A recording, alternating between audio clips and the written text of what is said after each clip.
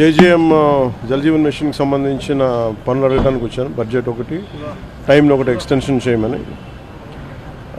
గత ప్రభుత్వం ఏం చేసిందంటే, వైసీపీ ప్రభుత్వం వాళ్ళు సర్ఫేస్ వాటర్ నుంచి తీయమంటే వాళ్ళన్నీ గ్రౌండ్ వాటర్లో తీసేసి చాలా వరకు మల్టీ విలేజ్ స్కీమ్స్ అనౌన్స్ చేసి చాలా తక్కువగా చేసి పర్సంటేజ్.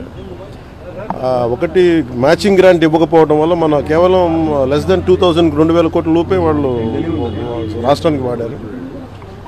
వాళ్ళు మ్యాచింగ్ గ్రాంట్ ఒకటి ఇవ్వకపోవడం, ఇంకా మనకి 16,000 కోట్లు ఇంకా వాడుకోవాల్సింది. దానికి సంబంధించి ఒకటి, అలాగే ఈ సర్ఫేస్ వాటర్ నుంచి తీసుకోవాలని కొంచెం ఎక్స్ట్రా ఖర్చు అవుతుంది. దీని మీద మాట్లాడుకున్నాం. సో ఒకసారి వాళ్ళ సహాయ సహకారాలు అడగటానికి, అలాగే ప్రధానమంత్రి గారు కూడా ఇంకా ఒకసారి తెలియజేస్తామని చెప్పారు మనం అడిగిన ఇవన్నీ డిమాండ్స్ అని. వీటికి సంబంధించి వాడిని అడిగిన మేజర్ రెండు అంటే, ఒకటి బడ్జెట్ని ఇంక్రీజ్ చేయమని చెప్పాం, రెండు టైం జేజేఎంని టైం లైన్ ఇంక్రీజ్ చేయమని చెప్పాం. అలాగా అది మనం 27 దాకా అడిగాం. అది ఇప్పుడు రేపు అన్ని రాష్ట్రాలకి ఇది అవసరం. పూర్తి అనుకున్న నిర్ణీత వ్యవధులు అవ్వలేదు. అందుకని వాళ్ళు అది చేస్తానని చెప్పి అది ప్రధానమంత్రి గారు నిర్ణయం తీసుకోబోతారు. రేపు పొద్దున కలిసిన ప్రధానమంత్రి గారిని వారికి తెలియజేస్తారు.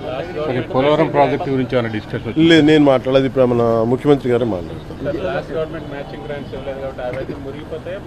లేదు, ఉన్నాయి, వాళ్ళు అదే చెప్తా ఉన్నారు, వాళ్ళు వాడలేదని. అందుకనే కదా ఈరోజు అంటే మనకి నైతికంగా కూడా బలం ఉంది. కాకపోతే ఏంటంటే గత ప్రభుత్వం చేసిన ఈ తప్పులన్నీ మనకి వారసత్వంగా వచ్చినాయి.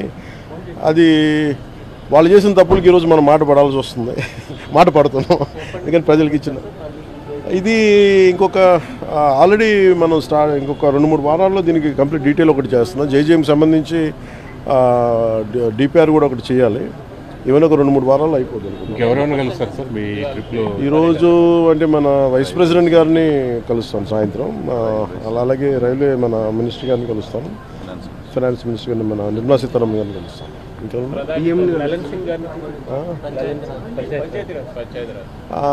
ఎప్పుడు ఉందా మనకి ఇంకా ఫైనలైజ్ చేసినట్లయితే చెప్తాను. ఏంటి సార్ ప్రధాని గారితో ప్రధానంగా ఏ అంశాలను ప్రస్తావించబోతున్నారు సార్ ప్రధానమంత్రి గారిని కలిసిన? ఒకటి జల్ జీవన్ మిషన్ మీద ముఖ్యంగా ఉంటుంది.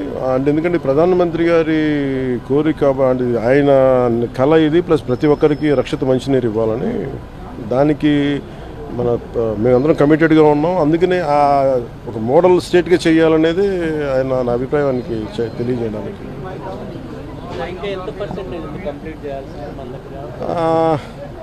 వీళ్ళు ఎలా చేశారంటే అండి, ఫస్ట్ మనకి ప్రాబ్లం ఏమవుతుందంటే, మనం ఇల్లు కట్టినా ఏం చేసినా ముందు అసలు పైప్ లైన్స్ వేయం, సువేజ్ వేయం, మన పైప్స్ ఉండవు మన దగ్గర. ఇప్పుడు సమస్య ఏముందంటే, మన దగ్గర వేసిన పైప్ లైన్స్నే మళ్ళీ వీళ్ళు సరిగ్గా ఫ్లో లేదు. డిజైనింగ్ లోపాలు చాలా ఉన్నాయి. ఆ డిజైనింగ్ లోపాలు ఒకళ్ళు కరెక్ట్ చేయాలి. అలాగే మనం అలాగే డిజైనింగ్ లోపాలతో పాటు ముఖ్యంగా ఏంటంటే, ఈ వాటర్ ప్రెషర్ ఒకటి సరిపోవట్లేదు. ప్రతి ఒక్కరు ఇండివిజువల్ హౌసెస్ వాళ్ళు ఓన్ మన మోటార్లు పెట్టి లాగేస్తూ ఉన్నారు. మిగతా ముందుకెళ్ళే వాళ్ళకి రావట్లేదు, కొంచెం హైట్లో ఉండే వాళ్ళకి రావట్లేదు. ఇవన్నీ చాలా పారామీటర్స్ కన్సిడర్ చేసి మనం భవిష్యత్తుకు ఆలోచించాలి. అందుకని వీటి మీద నేను ముందు నుంచి రివ్యూస్ చేస్తున్నప్పుడు నేను ప్రతిసారి ఇదే చూస్తూ ఉన్నాను. ఇక్కడ మనం ఉన్నప్పుడు ఒక 4 అడుగులు ఎత్తులో ఒక 100 ఇళ్ళు ఉంటే వాళ్ళకి నీళ్ళు రావట్లేదు. అలాగే ముందున్న ఒక 2 కిలోమీటర్ల ఏరియాకి వస్తుంది, నెక్స్ట్ పక్కనున్న వీటికి రావట్లేదు. ఇవన్నీ మన పిఠాపురంలోనూ చాలా క్షేత్రస్థాయి పర్యటనలో ఇవన్నీ నేను పరిశీలించాను.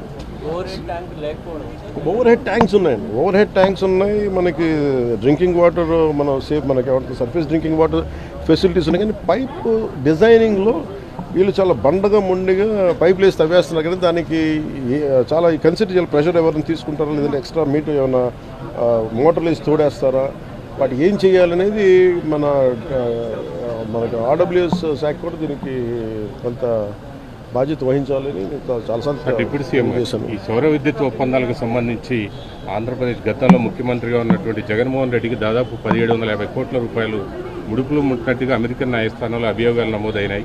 దానిపైన అది నేను లాస్ట్ 2-3 డేస్ నుంచి ఒకసారి మొత్తం పరిశీలిస్తా ఉన్నాను. ఒకసారి మన ముఖ్యమంత్రి గారితో మాట్లాడి దీని మీద కలిసి సమిష్టిగా ఒక నిర్ణయం మన అభిప్రాయం.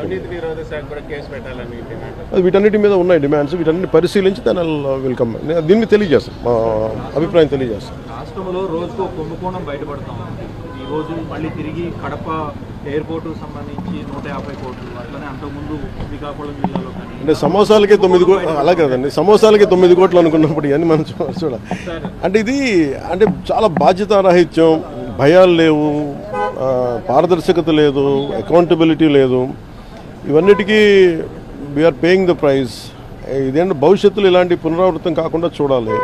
ఒకటి వాళ్ళు చేసిన దానికి వాళ్ళని అకౌంటబిలిటీ తీసుకురావడం, రెండు భవిష్యత్తులో ఇలాంటి పునరావృతం కాకుండా ఉండటం, రెండింటి మీద ఆలోచిస్తారు. ఆర్జీవీ నోటీసులకి స్పందించకుండా తప్పించుకుని తిరుగుతున్నారు. ఆయన ఒక్కళ్ళే గారు, మిగతా చాలా మంది కూడా విచారణకు రమ్మంటే రాకుండా తప్పించుకుని తిరుగుతున్నారని చెప్తున్నారు. పోలీసులు ఆ విధంగా వాళ్ళు పట్టుకోలేకపోతున్నారా, లేకపోతే ఏంటి అసలు? అంటే చిత్తశుద్ధి లేదా పోలీసులు వాళ్ళకి అరెస్ట్ చేయడానికి కానీ వాళ్ళు పట్టుకోవడానికి కానీ, లేదంటే వాళ్ళకి తిరుగుతున్నారా? ఏంటి సార్ అది? Let the police do their job, let me do my job. నా పని నేను చేసుకున్నాను, వాళ్ళ పని వాళ్ళు చేయాలి కదా. గత గవర్నమెంట్ లో అయితే ఎక్కడున్నా కూడా పట్టుకొచ్చేవాళ్ళు. అవునా? చెప్తున్నారు వాళ్ళు ఢిల్లీ నుంచి కూడా పట్టుకెళ్ళిన సందర్భాలు ఉన్నాయి. అలా అనిపించట్లేదా ఇప్పుడు? అంటే మీకు ఇప్పుడు చంద్రబాబు గారి మీద నందిగామలో దాడి చేసిన వాళ్ళు సింపుల్ గా కోర్టుకు వెళ్ళి వచ్చి మేము బయటకు వచ్చేసామని చెప్పి కాలర్ ఎగరేసుకునేటువంటి పరిస్థితి కనిపిస్తా ఉంది. సో ఎట్లా అంటే నేను ఒకటి లా అండ్ ఆర్డర్ హోమ్ నేను చేయట్లేదు. సో మీరు ఇది అడగాల్సింది మీరు ముఖ్యమంత్రి గారిని అడగాలి. కూటమి ప్రభుత్వం కాబట్టి కరెక్టే. అలాగే ఇప్పుడు నేను పంచాయతీరాజ్ గురించి అడిగితే నేను చెప్పగలను. కొన్ని ఇది మా ఇంటర్నల్గా ఏం జరుగుతుందో ఒకసారి మీరు చెప్పినవన్నీ ఖచ్చితంగా నేనే దాన్ని తప్పించుకోవట్లేదు కదా, కానీ ఒక మాట చెప్పేటప్పుడు కొంచెం బాధ్యతగా చెప్పాలి. సో మీరు మా మీడియా మిత్రులు అడిగారు ఢిల్లీలో, ఇవన్నీ నేను ముఖ్యమంత్రి గారి దృష్టికిను హోంమంత్రి గారి దృష్టికి తీసుకెళ్తాను. ఏం చెప్పంటారు చెప్పండి, మీ మాటకు నేను తీసుకెళ్తానని.